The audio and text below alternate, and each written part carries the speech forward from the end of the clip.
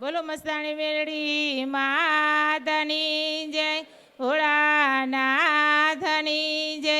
એ માડી અમે અહીંયા હું 5 રવિવાર ભરી ગઈ અને માનતા માને મનોમન કરી ગઈ હતી કે 3 કામ મારા અટકેલા એવા હતા કે ઉકેલ નહોતો થતો, પણ માની દયાથી ઉકેલ થઈ ગયો. તો હું 56 ભોગ થાળ ધરવા આવીશું, તો માં મારો થાળ સ્વીકારજો. એક કામ હતું મારું જમીન બાબતનું, એક હતું મારી દીકરી ઓસ્ટ્રેલિયા છે, ડૉક્ટર છે, તો અટવાતું હતું, એ સીધ થઈ ગયું. અને મારો દીકરો બહાર જવાનો તો વરસથી થયા પૈસા ભર્યા હતા, નહોતું જવાનું થતું કે નહોતા પૈસા પાછા આવતા.